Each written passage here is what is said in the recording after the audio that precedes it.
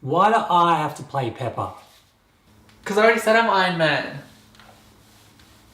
Hey guys, so today we're going to be reviewing Iron Man 3, which is the follow-up to Iron Man 2. It's sort of more of a sequel to the Avengers than Iron Man movies. Iron Man is back, and he's recovering from a post-traumatic stress disorder. So there's a new bad guy. They are trying to regenerate themselves. Some of them blow up. The Mandarin comes, he's trying to take over the world. Tony gives his address out because he wants to face this bad guy head on.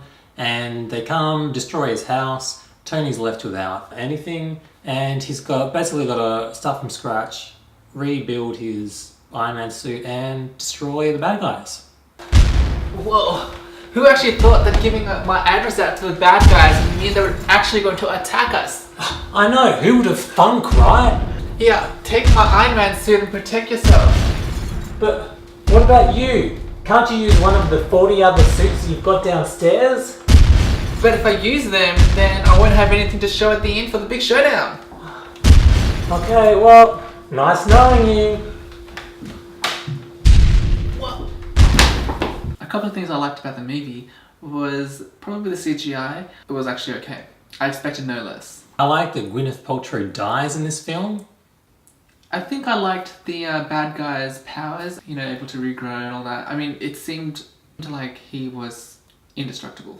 That's why I find it frustrating, because you can't kill them. They always regenerate or find some way of coming back to life, and I hate shitty characters like that. And now for the dislikes. I didn't like how the suits kept falling apart. He touched them and they just break. How are the suits supposed to protect him if it just keeps falling apart as soon as he knocks it or it hits a railing or something? Like, it's unbelievable. It's Iron Man. Like, people have thrown bombs at him and he survived. And Thor with his lightning can strike him and nothing, doesn't even give him a little scratch. And yet, yeah, he just gives it a tap and it falls apart. And what about when the truck hit it? Yeah. It just flew apart. It's not going to protect him. Something about the movie I did not like was how it was setting up for the next Avengers movie or the next something. Like, I understand if it's going to be for the next Iron Man, even though it's not going to happen. But I didn't like how it's setting up for another franchise of a movie. It just... ugh.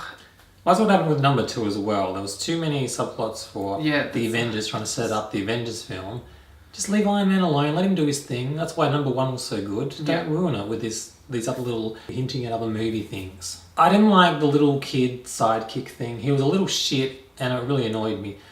He was there as sort of a comic relief, but also he explained like half the bloody plot to him. Like, a little kid isn't going to know the history about the guy and his war and his family and where he hangs out and all this shit. Like, it was just too much and unbelievable. But he was there to fill in all the holes for Tony Stark, so Tony Stark knew what to do for the film.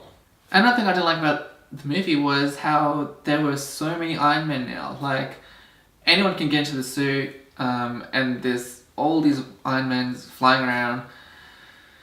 I just felt like it wasn't exclusive anymore. It wasn't one of a kind anymore. Like in the first movie it was one or maybe two or something. But Iron Man, it isn't just Iron Man. That's what I didn't like about Rhodey getting his own suit. I don't like because there was like another Iron Man. And now in this one there's like 40 different suits, although most of them are controlled by Tony. Only the Iron Patriot isn't. But why could, if it's imprinted into like the individual, why were the bad guys able to get into the Iron Patriot suit? Everyone was going in there. The president went in there. And then he chucks on Gwyneth Paltrow, whatever her name is. Everyone's wearing a suit now. Everyone's Iron Man. I mean, Iron Man isn't Iron Man anymore because Tony, at the end of the film, gets the shard of metal removed from his chest. So he doesn't have his glowing ring anymore. Well, until he eats his next curry anyway. And I didn't like how Gwyneth Paltrow came back from the dead. We just got rid of you, and then they bring her back. Oh, what were they thinking? How do you think it compared to the previous Iron Man films? I mean, I didn't hate this movie, so it was alright. I guess number 1 probably was good, as they usually are. But yeah, I mean, there were a few more dislikes than I would have liked. It is an enjoyable film. I don't know that it's as enjoyable of it as everybody makes out. Everyone seems to love this film. It was okay. I enjoyed the other ones more. What are you going to give this film out of 10? I'm going to give it 5 Iron Man pieces falling off. And I'm going to give it 5 Robert Downey Jr. days in rehab. So that's it for our review of Iron Man. Have you seen it? Comment below. Let us know what you thought. And we'll catch you next time. Bye. I don't like it. Okay, let's do it. Because I already said I'm Iron Man. What are you doing? Look at the clothing. You don't look off in the distance when you're ironing.